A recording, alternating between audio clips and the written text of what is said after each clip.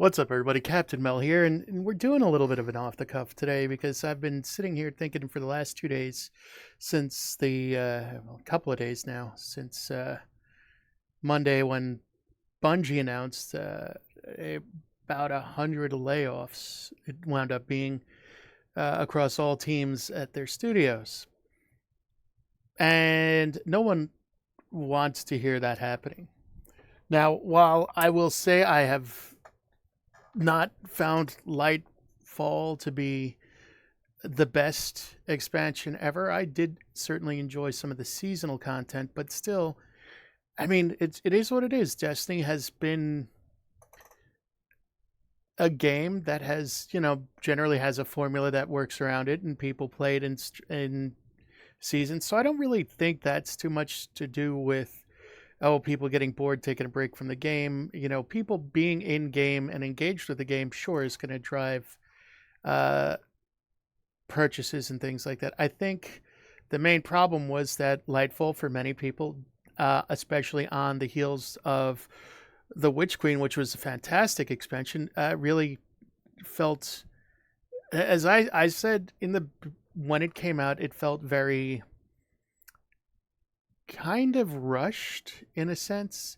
It felt like it was more of a filler expansion, and there were a lot of missed opportunities within the story, within some of the events. And honestly, after about a month of playing it, I was kind of done with the content. There wasn't anything that really kept me coming back. And the same thing with most of the seasons. Most of the seasons, unfortunately, just didn't feel like compelling enough for me to want to come back and play it. And that's not saying that there's anything wrong with the game necessarily. I mean, it's still one of the best feeling, in my opinion, the best feeling FPS on the market. Uh, Gunplay has always felt good. The game itself has always been smooth to play. I've never had any issues. I mean, personally, never had any issues within the game. Sure, I understand that there's server issues and that's been going on, and sure, I've been kicked out a bunch of times, and that's frustrating. But understanding how the game was built and things like that, and some of the limitations that are on there on the technical side, I get that, and I'm not making an excuse for the company, but at least I can understand why some of the things were happening. What I don't like to hear, and this has been going on a lot this year, is that a lot of devs have been on different games and in different companies. Like, for instance, there were like somewhere around like 900 people let go from Epic Games a couple of weeks ago, and there have been layoffs across like a lot of the game industry, especially looking at the companies that were bought by Embracer Group once that big deal fell through for them, and they've had to restructure a lot. A lot of devs were let go, and companies lost a lot of people. Why this is going on? A combination of things. Overall, with the layoffs, I would say a combination of things, but probably a lot of companies ramped up, especially during COVID when gaming got a huge boom, and then now as the world has returned to normal and people don't have as much time to game anymore, so things aren't selling as well, that sure, I can see where a lot of overinvestment was done, or a lot of I'll call it overinvestment was done, and now a lot of these companies are now kind of stuck in a bad financial position potentially. Unfortunately, that's reality of the situation. However, in this particular instance, Bungie did just get purchased by Sony within the last year, February of 2022, and got somewhere in the order of over $3 billion, and, swore that they would never, they would have to reschedule, or they wouldn't have to let people, there would not be any layoffs because of this. And this came out in an article last year that they put out in a press release that after this acquisition had happened. And, well, that's clearly not true. And the way that it was done, while I understand that in the corporate world, this is a fairly common practice, it doesn't make it right just because it's common. Nobody wants to be told to come into work for a special meeting and then that special meeting being like, oh, by the way, none of your stuff works. Clean out your office. You're fired. Especially when you look at some of the people that had been fired, which seems to have been done indiscriminately, where you had veterans that had been there since the Halo and Oni days, as well as your main composers, Michael Salvatore, for instance, is now gone. And, this is very disheartening. And of course, we've seen a lot of anger because of this, because the fans don't want to see their devs get fired. And what happened was really just a human story more than just a company firing people. It is a human story when this happens. When people lose their jobs en masse in the hundreds, really anytime, it is a deeply disturbing and sorrowful feeling for people to watch, especially if it's a company that, if it's by a company that puts out something that you like. And in some cases, like, I don't know, they let go like most of their communications team or their community management team. And apparently some of HR was like, I mean, like this, there was like, just, it's like they reached in and just picked names out of a jar and figured out who they were going to let go. And that's really like, I don't know what to say. And then the CEO making that tone deaf statement about, oh, well, their work will live on. It's like, okay, you could have stopped this, because apparently this has nothing to do with Sony and Sony's restructuring, which we won't talk about here because that's a separate topic on its own, but really more to do with just Bungie making these cuts. Now, I'm sure part of this was like Sony needing to see certain numbers met. And apparently it was revealed a few weeks ago that they missed their projected profit margin by like 45%. That's management. That's upper management failing to do its job, failing to make accurate projections, failing to do a lot of things. And man, that it once again, I used to think that Bobby Kotick, the former, well, I should soon to be former CEO of Activision Blizzard, was greedy and bad. But I mean, this is just brutal. I mean, it's like Sony's. It's not even Sony. It's like Pete Parsons is just like, yeah, hey, hold my beer. I got this. I can be the worst CEO now. And I, like many of the people out there, I no longer feel that the state that Destiny's in is a result of Activision's pressures on that. I feel like there are a lot of issues with the leadership at Bungie overall that have led to Destiny being in the technical shape that it's in, as well as a lot of just a lot of the bad practices, as we've seen the growing monetization, their whole don't over deliver optics that came out last year at Gamescom, or the Game Develop GDC. It seems to me that this is just reeks of bad decision making. In a year where we've seen corporations make bad decision after bad decision, mismanage products, and that I'm referring to Hasbro here and Wizards of the Coast, but there's been many. This is just another example of them handling things bad, where you'd be better off getting rid of the executive leadership than you would be getting rid of. And in every case, people say, oh, the CEOs, whatever. CEOs are greedy.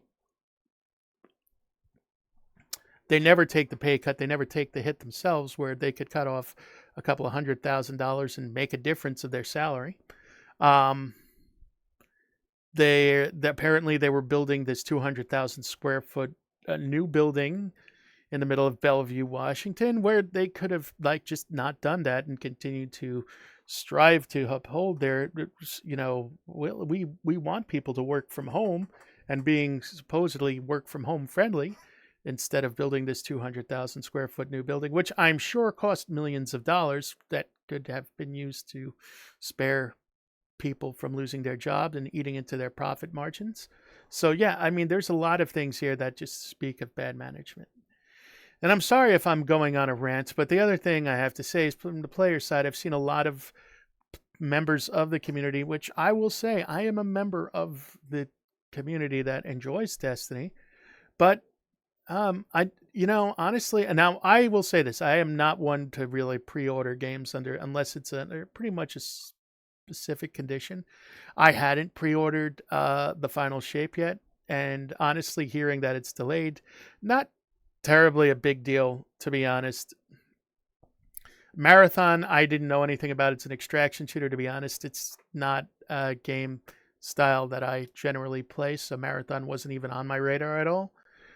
But hearing that delay too, I mean, and then of course they announced the delays, and of course couldn't have come at a more ironically bad time than announcing essentially a mass layoff of multiple teams, including the Marathon team. I'm sure was hit, and so I get it. People are not, that's a thing that's on there, but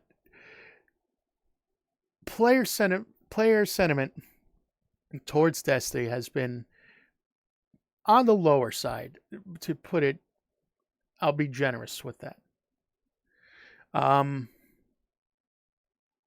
I do think that there are a number of factors for that. Not the least of which, and let's say player engagement has been lower too. 2023, while being a bad year on the dev side for games, has also been a pretty amazing time for games in general. You've had games like Zelda Tears of the Kingdom, you've had Remnant 2, you've had Baldur's Gate 3, which is a huge thing. Even Diablo 4, as it released when its initial release, pulled a lot of people away from Destiny 2. And yes, that there was a lot of videos made out. I mean, As to Cross had a pretty big video on the monetization, and there were a number of people that had been feeling less and less like logging into Destiny, and they could be playing other games. But there have been a ton of games, both on the indie and the AAA side, that have come out that have been fantastic this year. So that is obviously going to pull people away from a game where they feel like it's just kind of more of the same. It's not that they think that necessarily Destiny is bad. It's just that it's like, hey, I could play this, or I could try out this new game that looks really cool and I want to give a shot. So that's obviously going to have an impact. But now this comes down to like people are feeling. A lot of people I've seen, unfortunately, I don't want to say unfortunately, people have the right to make whatever decision. If you pre-ordered the final shape and then you've decided to refund that pre-order, and some people are saying, well, this is going to lead to more layoffs. To be fair, I have to say this, and honestly, as you all know, I'm just going to say this because it's the truth. If you don't feel confident in the fact that the game is going to be, that the expansion is going to be good, or maybe that you have concerns about if the expansion is going to be good, you have every right to speak, to get a refund. Don't let people make you feel bad for refunding what is essentially $100 expansion that is now kind of in limbo, because now a lot of the key players that were there that helped shape this game are no longer there. It's a reality of the situation, and people have to understand that. You'll have some people that are going to cry and say, oh, first of all, once again, I have to remind everybody, corporations are not your friend. They've never been your friend. Corporations only care about you insofar as how much money they can extract from your wallet. They don't care if you get sick. They don't care if you don't feel good. They don't care at all about you aside from what you can do for their bottom line. And that's it. And that's the reality of the situation. You're not even talking about an indie dev company. You're talking about part of the Sony machine now, as it is. They've had billions of dollars. If they can't if they can't do things to save people and save jobs and do things in their own, it's not incumbent upon the consumer to help them stay afloat, especially if the consumer doesn't have confidence in the products. So that is a reality of things. And if people want to make you feel bad for doing that or doing that, fuck them. I'm just going to say that right now. That's not, you don't have to justify what you do with your money to anybody else. That is the cold hard truth about it. I'm not going to look at this from. I'm going to be just a realist with you for a moment here. On the same note, though, the best thing they could do is get rid of their executive leadership and find people that are better suited to run the company. That, as we've heard from the devs, and this is something that I've heard multiple times now, the devs themselves wanted to do things to fix the game, to bring people back to make the game that they wanted to make and make the game that the fans wanted them to make. So the fact that had fallen on deaf ears, so to speak, speaks to the ineptitude of the leadership. Ultimately, if anybody sees that has lost their jobs, I don't personally have a way to help, but I can certainly say that there are plenty of. Hopefully, you'll all land on your feet, and I know you're all skilled developers, and have done a good job with what you had, and I'm sure I hope, at least my biggest hope is that you all land on your feet, get another job quickly. It sucks what was done here. There were other things about this that I don't like, especially with those stock options, and then how they'd let you go in a way to save them from having to pay out those stock options, which is another thing that I find extraordinarily suspect. But that being said, the best I can say is I wish everybody the best. Look, if you don't want to play Destiny anymore, if you're lost on what to do, I know there are some of you that this is like your main game that you play, and might be the hobby that you have. I know there are at least a few creators out there. Look, if you like the game and you want to keep playing the game, keep playing the game. Don't let everybody tell you shouldn't. That's there for you. If the game goes down, which I don't think it will realistically, because this is really the only way they have to make money. If there were problems with the game and things happen, and I will say that it doesn't hurt to look into other games. It never hurts to diversify and to find other games to play. You don't want to get burnt out, and some of you might, well, I won't get burnt out. Eventually, it happens to everybody. But do take breaks now and then. But don't feel like, oh my God, if I play the game, I'm going to be support. You play the game if you want to play the game. If you don't want to play the game, don't play the game. The same thing with, if you want to keep your pre-order in for the final shape, keep it in. If you don't, that's on you. It's your decision to make what to do with your money, and that's fine too. It's disappointing to see this, to say the least. I have been trying to focus on how I feel about this, but I and get my thoughts in order on this. But like everybody else, as somebody that's played Destiny 2 specifically for a long time, I never played Destiny 1. I've enjoyed the world that they've built. I've enjoyed a lot of the stories they've had to tell. I've enjoyed the music and everything that was part of the game. I made a lot of friends through Destiny 2, both as a content creator and just as a member of the community. And it is very disturbing to see how a lot of this went down. I'm sure we're still going to find out things in the days to come that are, I'm just sure we're going to find out additional things in the days to come as more information gets brought to the front. The only thing I can say is, to everybody out there, I wish you the best. This is a story that I just had to cover. And yeah, I'm not scripting this. I just wanted to go into what my actual emotions were on this. Before we did all the openings and everything else, my one thing I always try to do is, if something happens in the industry, I try to at least talk about it, But this one legitimately bothers me, and it's not sitting right with me.